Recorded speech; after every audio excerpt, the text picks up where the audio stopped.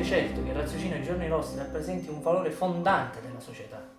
La mia lucidità mi impone di non credere alle frottole raccontate dalla Bibbia sull'esistenza di Dio. Sono cose impossibili da provare, fuori da ogni schema logico umano. Tutto ciò che non è visibile all'occhio umano non è confutabile. Tutto ciò che non è confutabile non esiste. Non puoi non trovarmi d'accordo, solo uno sciocco la penserebbe diversamente.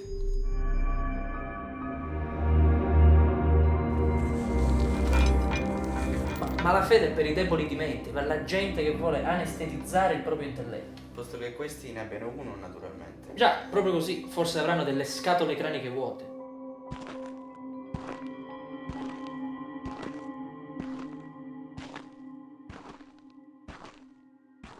Ma che sappiamo di Gesù esattamente? Indossava dei sandali, aveva una barba lunga, predicava pace e bene ovunque andasse. Moltiplicava il pane e i pesci, alle cene, faceva risorgere i moribondi. Sembra il supereroe di un fumetto, altro che divinità. Persino la sua storicità è fortemente dubbia, in quanto non c'è nulla di concreto sul suo conto. Mi stupisco di come si possa credere ciecamente a certe banalità. Gli sciocchi a cui facevi riferimento prima ti direbbero che l'uomo ha bisogno di credere in qualcosa. Ma io dico che crede in se stesso. I cristiani non hanno inventato nulla, hanno copiato dei precedenti, grandi e loro. L'operazione di soggiogamento che ne conseguì attraverso il mito di un Dio punitivo e vendicativo fu rilevante per fuorviare più individui possibile. L'invenzione dell'inferno fu determinante per instillare quel timore di cui il cristianesimo si è sempre foraggiato per reclutare nuovi adepti per le proprie meschine cause. In breve, l'arte della religione è l'arte della giustificazione. Non avrei saputo dirlo meglio.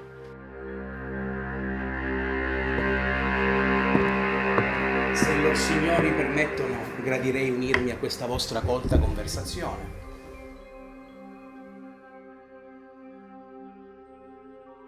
Se il mio dito non mi ha ingannato, stavate disquisendo sull'inesistenza di Dio, non è forse così? Esattamente. Singolare, ma che dico singolare? Affascinante, ma no, non basta. Fantastico. E lei concorda con il suo amico? Il suo ragionamento è ineccepibile. Non credete in Dio?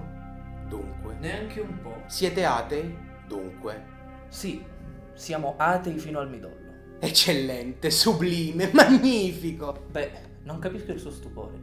L'ateismo ai giorni d'oggi non stupisce più nessuno. Ormai si è smesso di credere alle fandonie su Dio. Bene, le sarò infinitamente grato per aver condiviso con me questa preziosa informazione.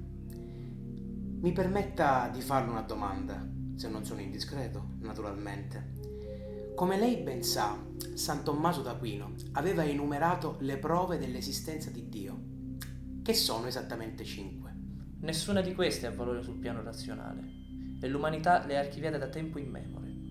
Non esiste alcuna prova dell'esistenza di Dio. Complimenti, con che tono persuasivo l'ha detto. Avrebbe dovuto ascoltarsi. Mi sembra quasi di sentir riecheggiare il pensiero di Kant quella volta che andai a fare colazione con lui. Eppure anche il vecchio Immanuel postulò una sesta prova dopo aver smentito le altre 5. Anche questa non è esauriente, ahimè. Gli dissi all'epoca: professore, la vostra teoria è troppo astrusa, si riderà sicuramente di voi.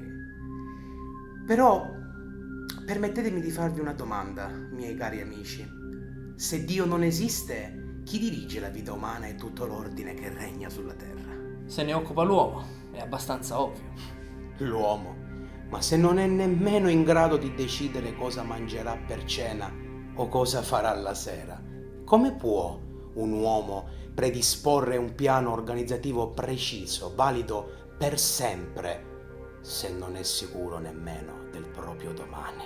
Immaginiamo, ad esempio, che lei si metta a governare, a dirigere non solo il proprio piano, ma anche quello degli altri. Supponiamo, sempre per assurdo naturalmente, che nel momento in cui prova a prenderci gusto, scopre di avere un sarcoma ai polmoni. Sì, proprio un sarcoma. Ecco, la mia domanda è: in quell'istante, in quel momento, andrebbe avanti a dirigere anche la vita degli altri? Continuerebbe imperterrito ad occuparsene? Continuerebbe a destarle interesse il destino degli altri, anche dopo che le accadesse questa ineluttabile, quanto mai inaspettata tragedia. Posso porgliela anche in modo più semplice, se è in grado di seguirmi nel ragionamento. Ammettiamo che una mattina un tizio debba alzarsi per andare al lavoro e che per farlo debba prendere il tram. Sembra un atto da compiere con una facilità disarmante, eppure per qualche strana ragione o disegno il tizio scivola e va a finire sotto il tram che doveva prendere. Vi pare forse che costui avesse previsto questo all'interno del proprio piano? È così che lo ha diretto e governato? E soprattutto, non è forse più saggio pensare che sia tutto orchestrato? Sì, dall'alto? certo, l'uomo è mortale, nessuno lo discute, però c'è... Questo non è neanche il peggiore dei mali. Il male peggiore è che l'uomo talvolta è mortale all'improvviso e soprattutto non sa neanche cosa mangerà per cena. Io so perfettamente cosa mangerò per cena. Mangerò un uovo in camicia e poi andrò al quotidiano per cui scrivo. Le posso garantire che nulla di quello che lei ha appena detto si verificherà questa sera. Perché mai? Mi cadrà una tegola in testa? Oh, la tegola non c'entra nulla. Lei non morirà così. Morirà di un'altra terribile, orrenda morte. E quale sarebbe? Ma glielo dico subito, del resto io sono conosciuto per la mia magnanimità.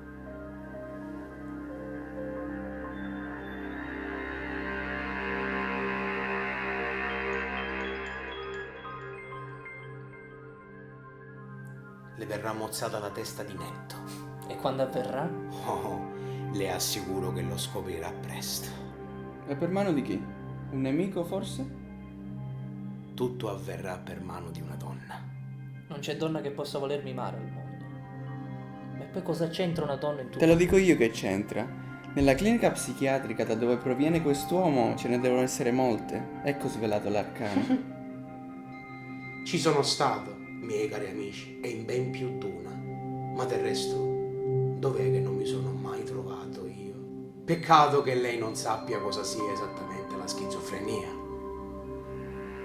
Ma non si preoccupi, le sarà chiaro in un futuro non molto lontano. Scusi, si può sapere lei chi è? Cosa desidera da noi? Oh, sono molte cose, mio curioso amico, ma francamente non credo che lei desideri saperle tutte. Vorrei porvi io l'ultima domanda di questa conversazione. Neppure il diavolo esiste. Se non crediamo in Dio, perché credere nel diavolo? Già! È stata una chiacchierata avvincente così come non mi capitava da secoli, ma non credo di potermi trattenere oltre. E comunque, il diavolo proprio come Dio è esistito, e presto ne avrete la prova. Chiamiamola pure la settima prova. Addio, miei scettici amici. Certo che ce n'è di gente folle in giro. Cos'hai? Non mi dirai che sei turbato da quel che ha detto? Affatto. Stavo solo pensando che si è fatto tardi. Sarebbe meglio se andassimo anche noi. O arriveremo tardi alla riunione.